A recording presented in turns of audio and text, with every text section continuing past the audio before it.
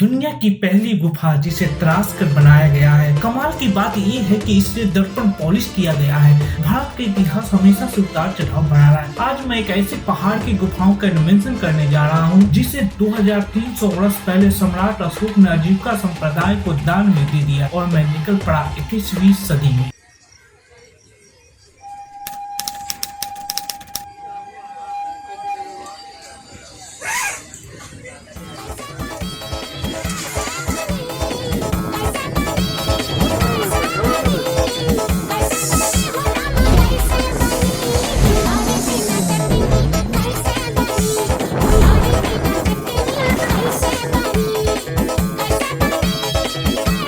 हे राजा जी, ए राजा जी, ए राजा जी, ए करे तरहल जरूरत मो।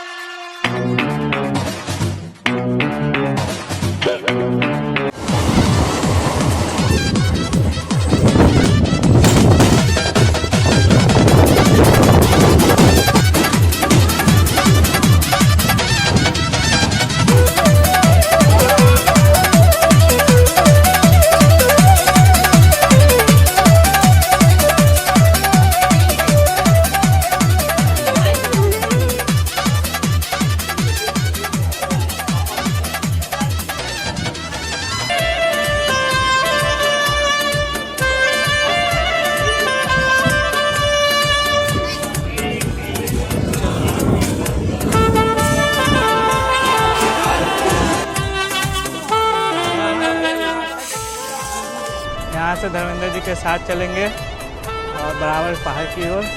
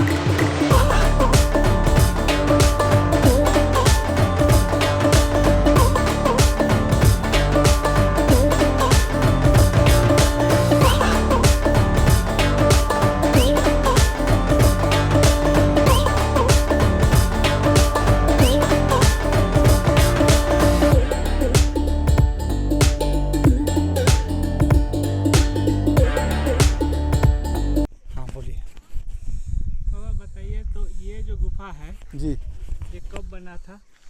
ये सर अशोक सम्राट अपना शासन काल में आजीविका के लिए बनाया था। इसका नाम है सुदामा गुफा सर। बाकी सुदामा से लेन देन नहीं है। इसको नाम है निरोधा केव्स। निरोधा केव्स से अशोक के भतीजा रहता है सर। ये दुनिया का पहली गुफा है सर।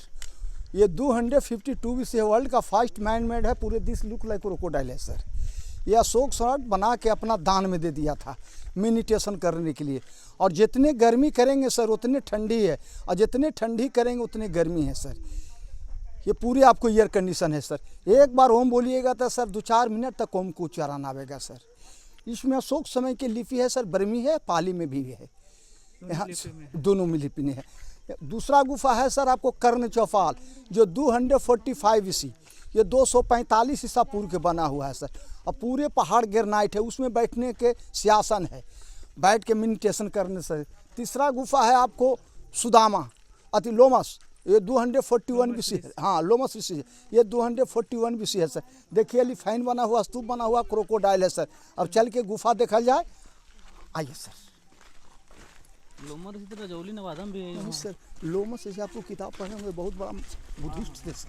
पहाड़ विख्यात वहाँ भी है, कोडरमा का मिलता है लोमस जी।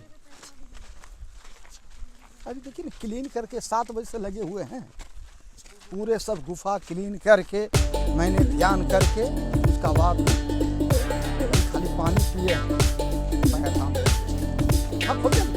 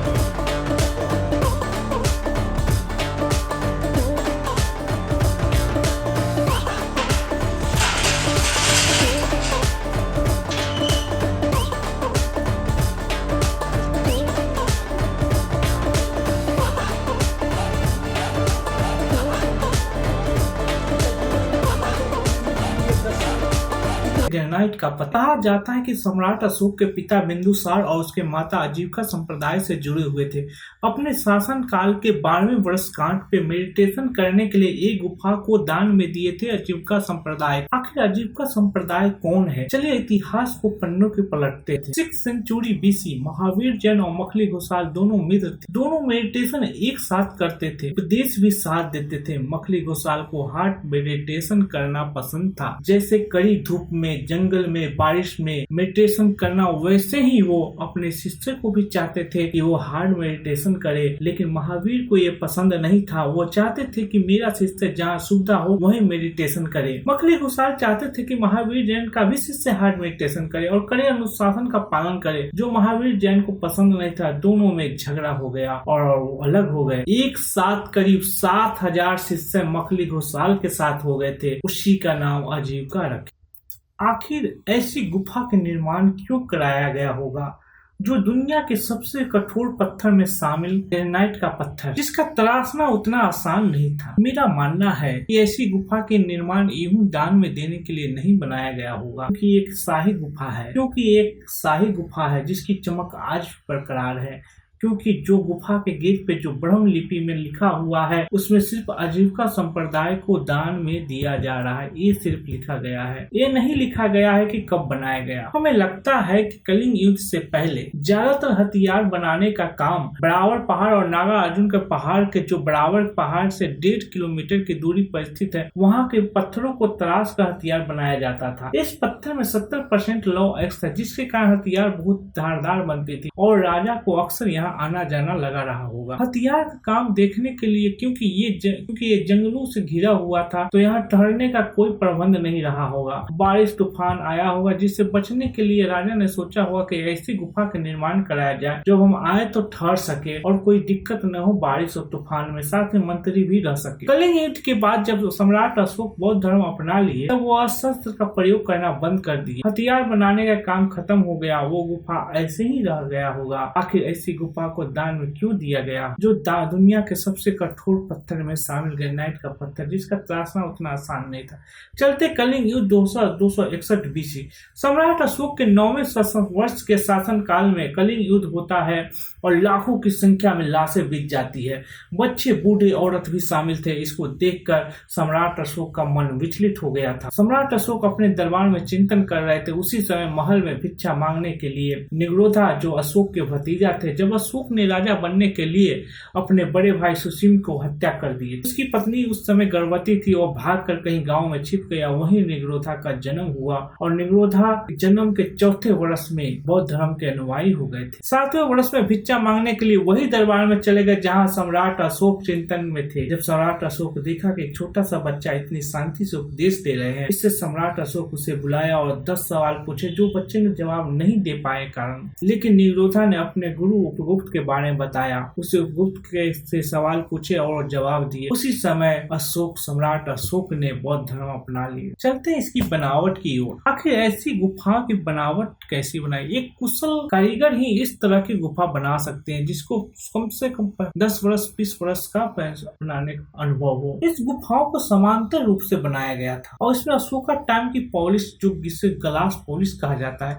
एक ऐसी अद्भुत बनाया गया है। ये आज भी आश्चर्य है। दर्पण पॉलिश, इसके बारे में सोचना वैज्ञानिक भी हैरान है। अभी तक इसका कोई रिपोर्ट नहीं आया। इसका साइज, बनावट एक अद्वितीय है जो आज के जमाने में इस ग्रेनाइट पत्थर को काट कर इस तरह से पॉलिश करना असंभव है। हम बहुत सारे चीजों को, पुराने चीजों को भुला चुके हैं जो शायद अभी नहीं है। इस तरह का मैथमेटिक्स का प्रयोग करके बनाना शायद वो भी यंत्र इस आधुनिक दुनिया से युग में नहीं रहा।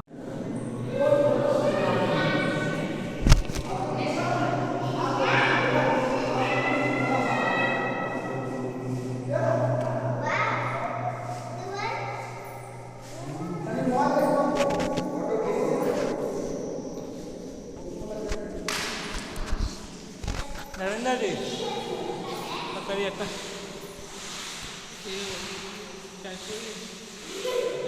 वीडियो पर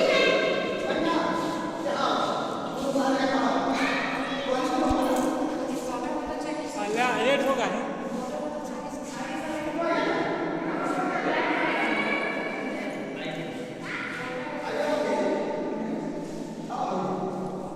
ये जो गुफाएं हैं इस टाइप से इधर दिखा, ये आर्क शेप में जो है, ये लगता है क्रैक कर गए ना यहाँ से।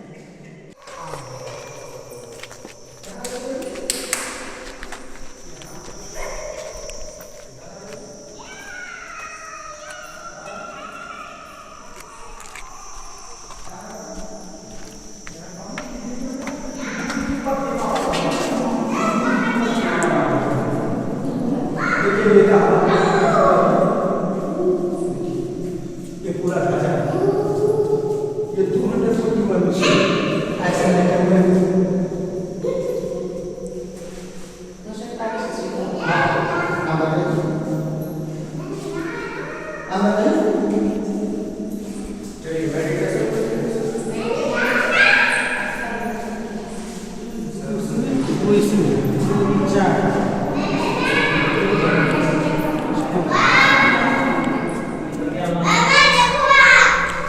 छोटा टूटा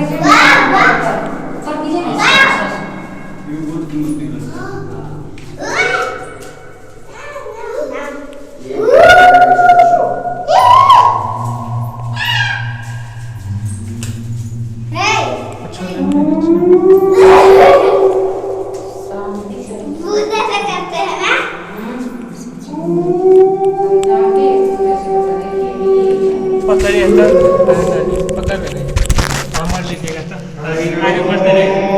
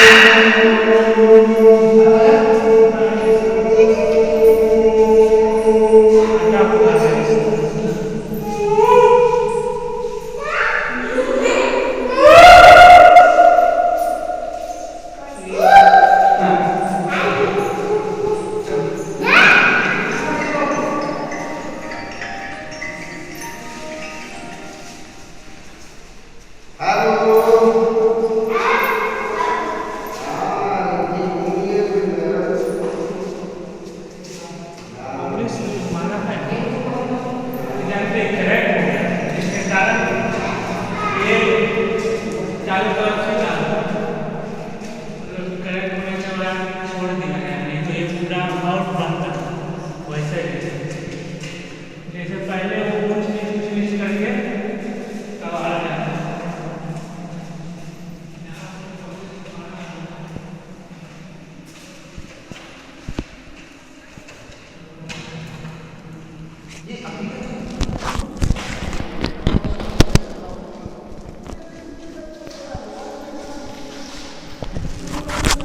हेलो गाइस, देख सकते हैं हम और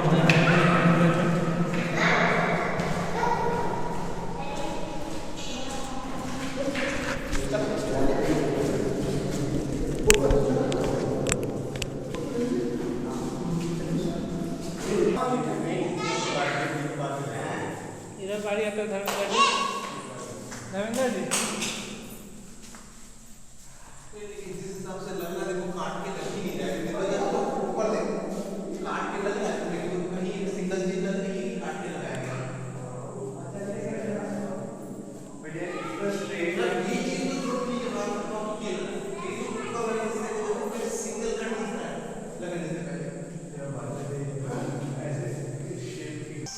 खाना ना पकता ही नहीं सर, अच्छा लगता है, पानी बढ़िया टेस्ट है इसका सब। कुल्ला का पानी मिलता है पानी साफ हो गया। ले हमको भी पिलाइए, हम वीडियो बनाइएगा पियेंगे तो। गंदा है था, पीजिए ना हो।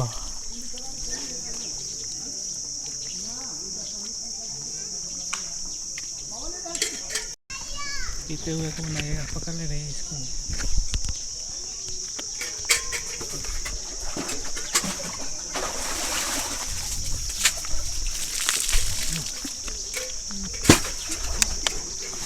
अजीब पानी लग रहा है।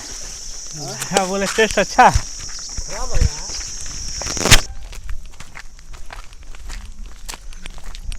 और गुफा देखने के बाद निकल पड़े बराबर की सबसे ऊंची चोटी जहाँ से बृहस्पति माता का मंदिर है। लेकिन जानते हैं भी कही है, बनाने वाला आदमी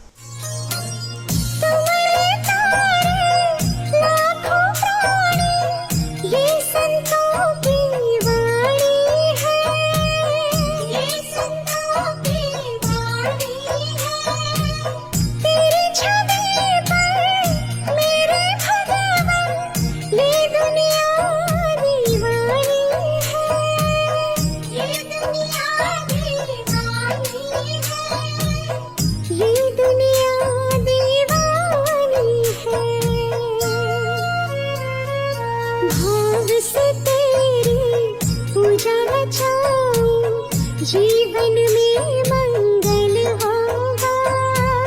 जिनकी प्रतिमा इतनी सुंदर, वो कितना सुंदर होगा, वो कितना सुंदर होगा। नाम तेरा तारहारा, रंग तेरा। तुम्हारे तारे लाखों प्राणी, ये संतों की वाणी है, ये संतों की वाणी है। तेरी छवि पर मेरे भगवान, ये दुनिया दीवानी है, ये दुनिया दीवानी है, ये दुनिया दीवानी है। भाव से तेरी पूजा चाहूं, जीवन में मंगल होगा। जिनकी प्रतिमा इतनी सुंदर, वो कितना सुंदर होगा, वो कितना सुंदर होगा। नाम तेरा। तुम्हारे तारे लाखों प्राणी, ये संतों की वाणी है, ये संतों की वाणी है। तेरी छवि पर मेरे भगवान, ये दुनिया दीवानी है, ये दुनिया दीवानी है, ये दुनिया दीवानी है। भाव से तेरी पूजा चाहूं, जीवन में मंगल होगा। जिनकी प्रतिमा इतनी सुंदर, वो कितनी। हेलो गाइस, हम आ चुके हैं बाबा सिद्धेश्वर नाथ मंदिर, जो बराबर पहाड़ के सबसे ऊंची चोटी पे है। और नीचे से आपको हम दिखाते हैं, ये देखिए।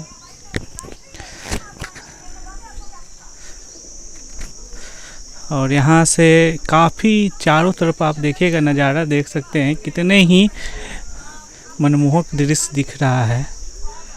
और काफ़ी ऊंचाई पे है।